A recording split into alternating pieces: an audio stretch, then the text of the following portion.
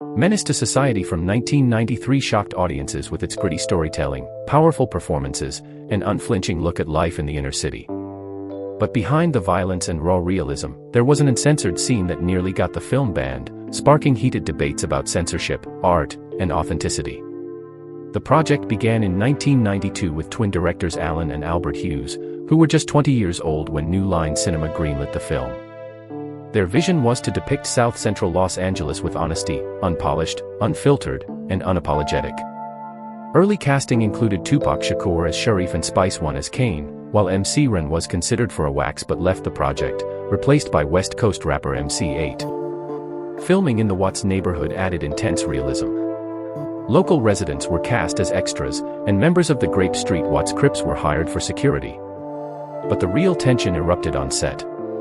Tupac clashed with the Hughes brothers over his character's arc, a former street kid turned devout Muslim, feeling the script didn't explain Sharif's transformation. Frustration boiled over, and both Tupac and Spice One were eventually fired. Tupac later assaulted director Alan Hughes, highlighting how volatile the production could be. With a new cast in place, Tyrone Turner became Kane, Loren Tate played OD Dog, and the film found its authentic edge through a combination of streetwise newcomers and seasoned actors. The story itself was brutal and uncompromising. Kane's life is shaped by crime, drugs, and violence, while friendships like the one with OD Dog pull him deeper into the streets. Unlike contemporaneous urban dramas such as Boys and the Hood, Menace to Society didn't offer hope or lessons, it simply showed survival under relentless pressure. The infamous Uncensored scene that almost got the movie banned involved a prison riot sequence. Too intense for a wide audience and potentially an NC-17, it was ultimately cut to preserve distribution. Other deleted or altered scenes included a more violent portrayal of Kane and overly gangster moments that didn't fit the story's balance. These decisions shaped the final product, keeping the narrative raw yet focused. Critically, the film hit hard.